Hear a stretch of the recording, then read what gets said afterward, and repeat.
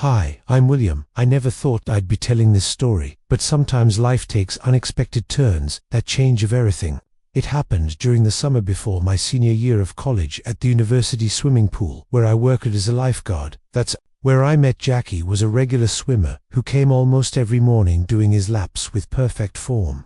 I couldn't help but notice in him tall, athletic, with broad shoulders that cut through the water effortlessly, but it wasn't just his physical that caught my attention. It was the way he always had a friendly smile for everyone, the way he seemed completely at ease in his outskin. I knew Jack was on the swimming team, and I'd heard through the campus grapevine that he had a girlfriend. Not that it mattered, I wasn't out yet, and I'd gotten pretty good at keeping my feelings hidden, but there was a thing about him that made it hard to look away. One quiet Tuesday morning when the pool was almost empty, Jack finished his usual workout and approached my lifeguard chair. "Hey," he said, water dripping from his hair. "You're Eric, right? I've seen you around campus." I nodded, trying to keep my voice casual. "Yeah, we hoed Psychology 101 together last semester." "That's right." His face lit up with recognition. "You were the one who always asked the interesting questions. He wanted to talk to you after class a few times, but you always disappeared so quickly I felt my cheeks warm." I had actually been avoiding hanging around after class because I'd noticed him too just busy with work and stuff. I mumbled. "Listen," he said, "I'm trying to improve my butterfly technique. Would you mind watching and giving me some feedback? I've seen you swim. You've got great form." My heart skipped a beat. I had indeed been a competitive swimmer in high school, but I hadn't expected him to notice.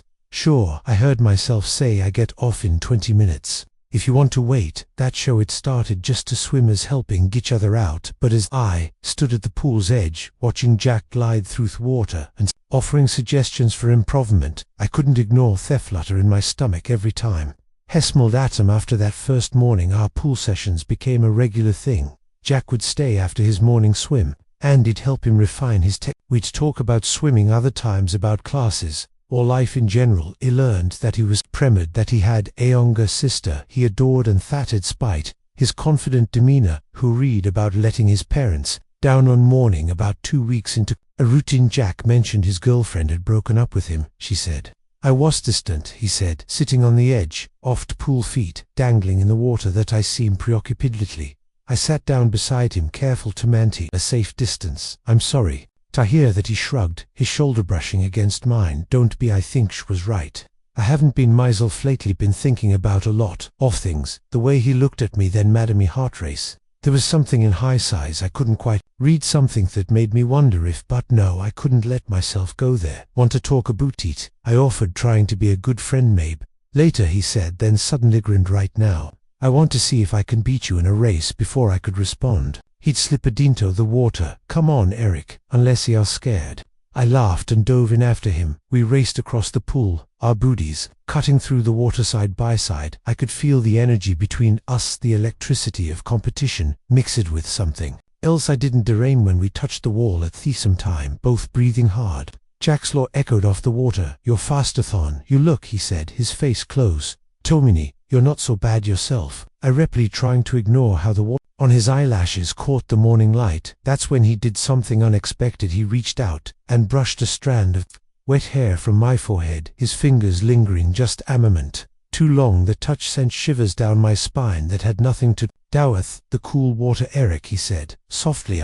But before he could finish, the door to the pool area opened as the morning swim team started arriving for practice. Jack pulled back, quickly hoisting himself out of the pool. "Same time tomorrow," he is quite meeting my eyes. I nodded, my skin still tingling where he touched me time. Tomorrow. The next few days were torture. Jack still came to swim, but something had shifted between us. There was a new tension in the air, like status electricity before a storm. We'd catch each other staring, then quickly look away.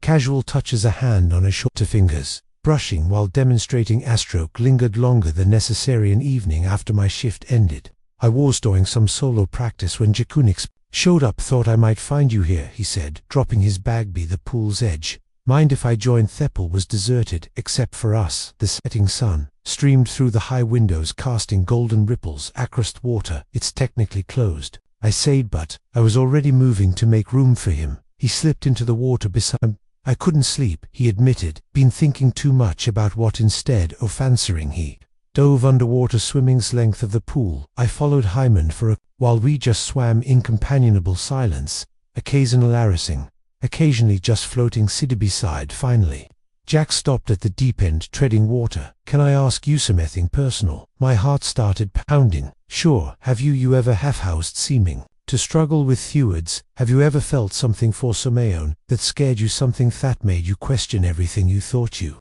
knew about yourself?" I could bear a liberty. "Yes," I whispered. He moved closer, so close I could feel the water displaced by his movements. "I can't stop thinking about you, Eric. When I'm in class, when I'm trying to sleep, when I'm with other people, you're always there in me thoughts." "Jack," I started, but he cut me off. "I know it's crazy. I know it doesn't make sense. I've never felt this way about a guy before, but there's something about you." His voice trailed off as his hand found mine underwater that touch sent electricity through my body. We were floating face to face now, so close he could see the different shades of blue. His eyes. "I'm scared too," I admitted. "If never told anyone that I'm gay." He finished softly. I nodded, heart in my throat. "Can I just—" Jack's voice was barely a whisper as he moved even closer. "Can I kiss you?" Instead of answering, I closed the small distance between us. Our lips met softly at first, tentatively, as I treaded water. Then Jack's hand found back of my neck, pulling me closer, deepening the kiss.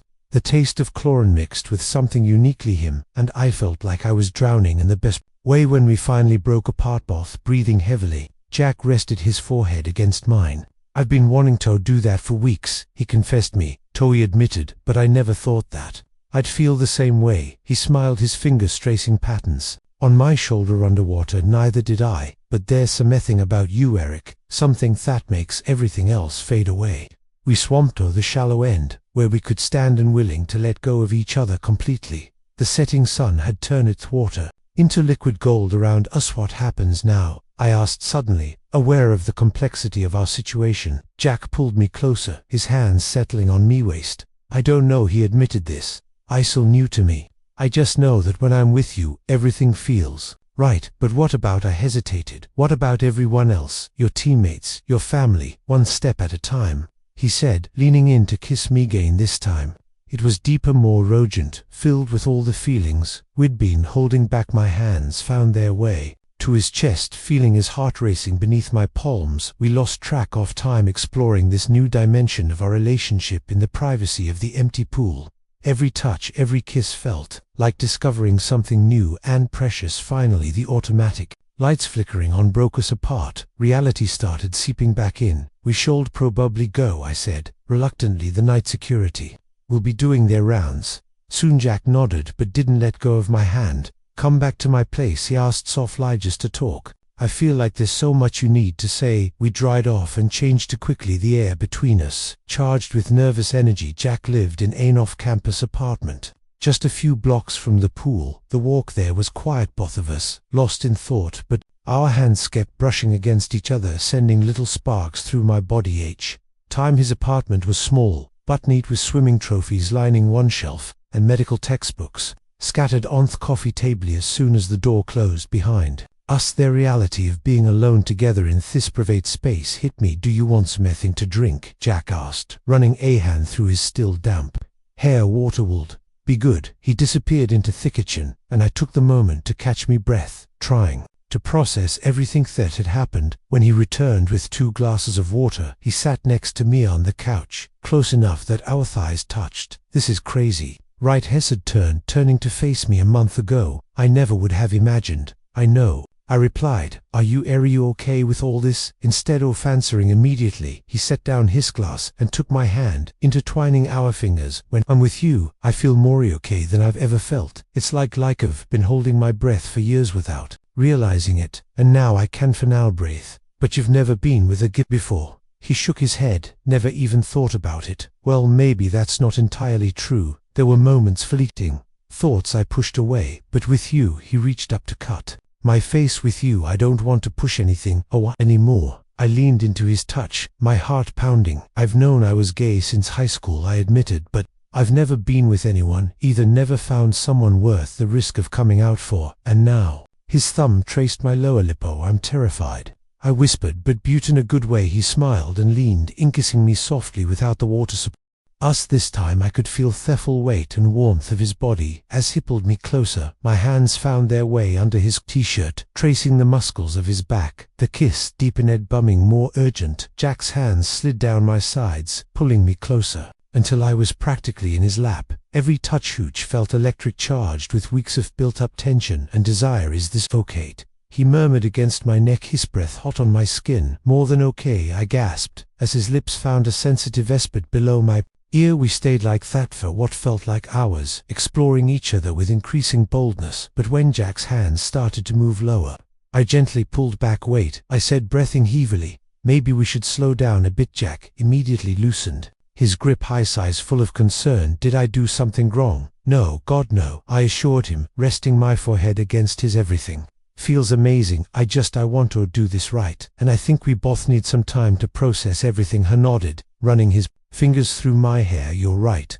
I got carried away. It's just being with you feels so natural. I forget to be nervous. We shifted to sit side by side on the couch, still holding hands.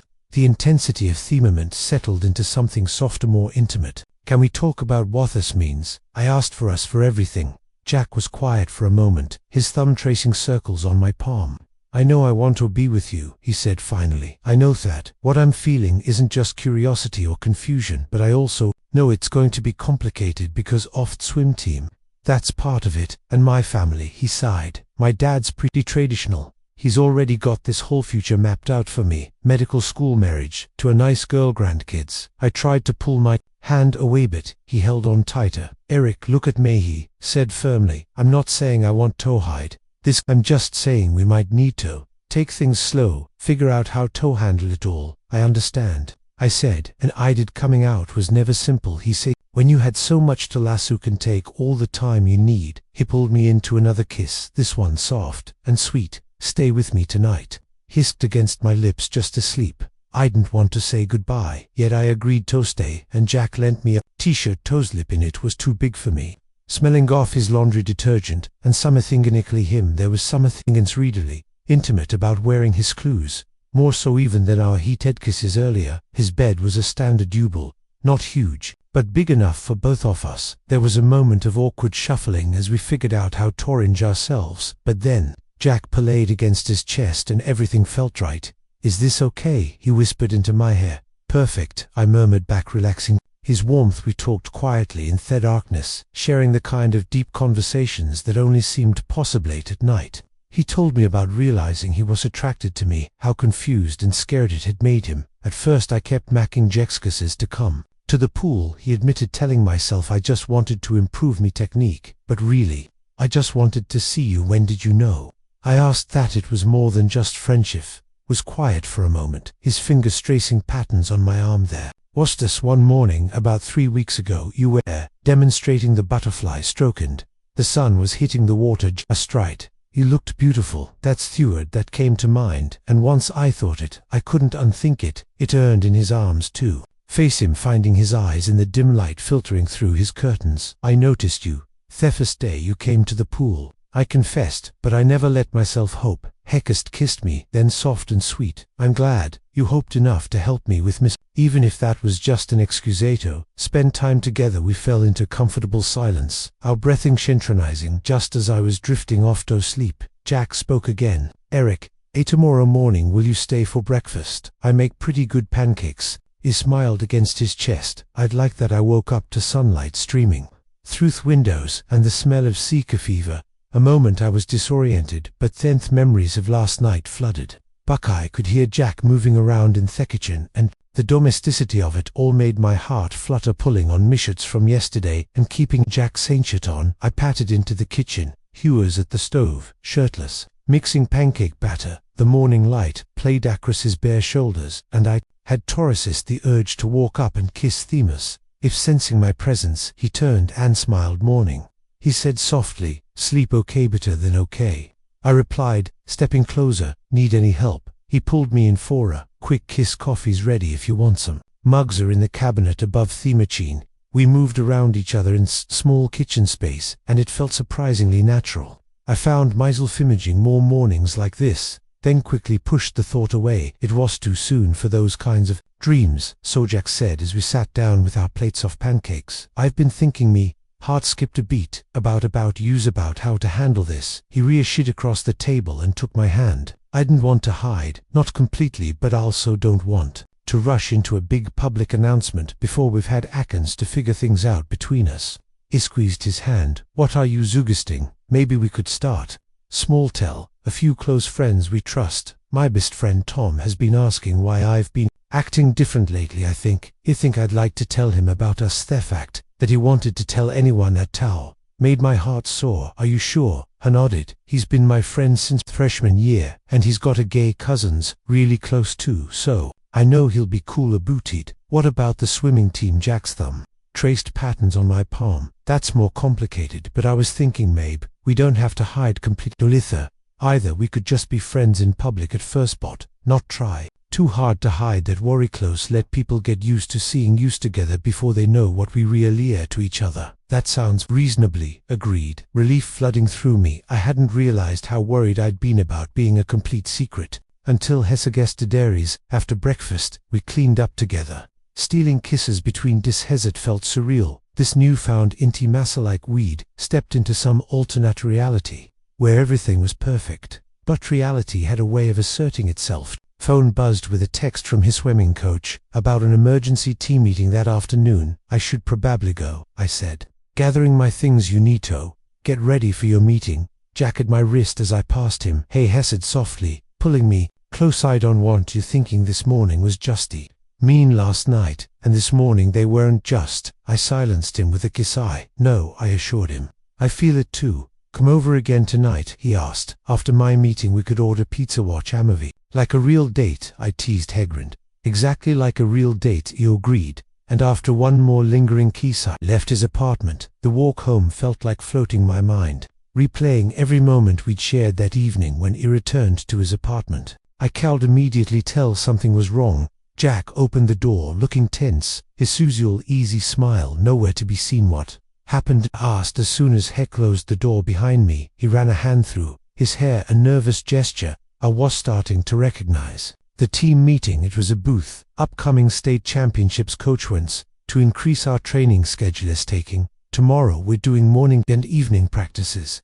My heart sank. All morning pool sessions had been our special time together. Oh, that's not. Al continued pacing the room. Tom was AFL meeting. He could tell some things was up with me, so he cornered afterward, and I told him about my breath caught, and Jack stopped passing and turned to face me. He was surprisingly great about it, actually, he said. He kind of suspected something was up when I kept talking about my men from the pool all the time. Relief flooded through me. Really? Yeah, he even offered to help run interference with team if we need it. Jack moved closer, my hands in his butt. He sounded me that some of the guys might not be as understanding, especially Marcus. You know, the team captain. He nodded. Marcus was known for his conservative views and had made homophobic comments in the past. Tom thinks we should be careful around him. Jack continued, at least until after the championships. The team needs to stay focused, and any drama could affect our performance. I understood the implications. We'd have to be more discreet, at least for now. How long until championships?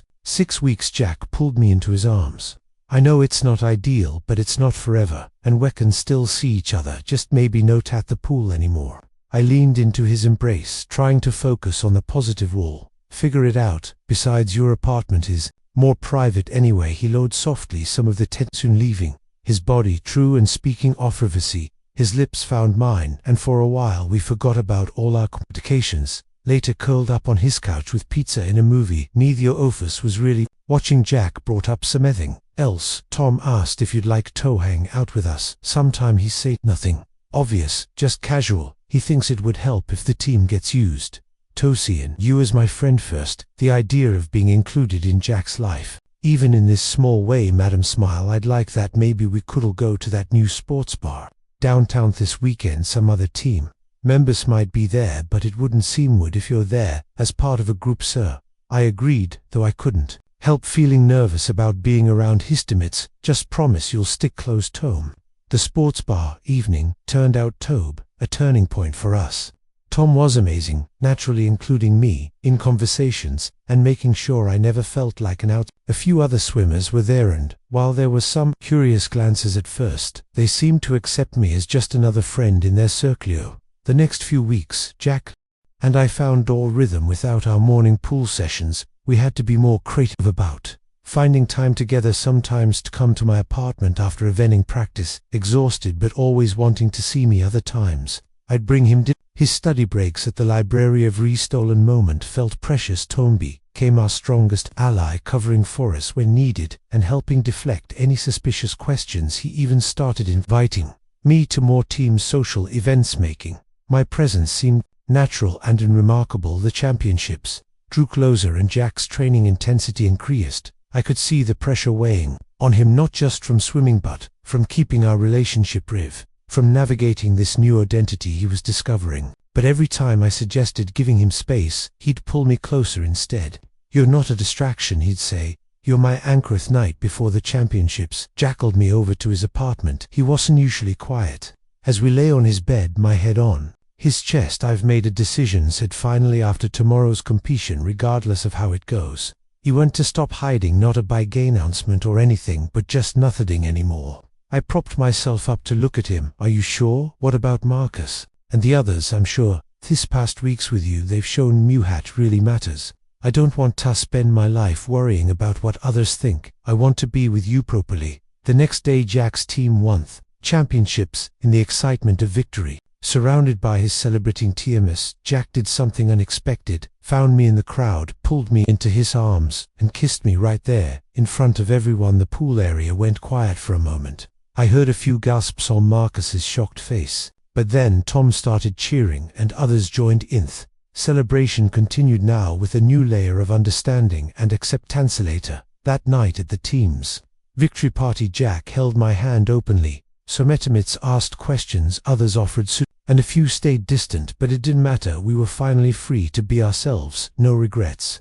I asked him as we walked home under the stars. He stopped pulling me into another kiss. "Only that I waited so long to find you. Sometimes the biggest victories aren't the ones won in competitions, but the ones won in our hearts." Jack and I had both won something precious: the courage to be ourselves, the strength to love openly, and the joy of finding each other at exactly the right moment.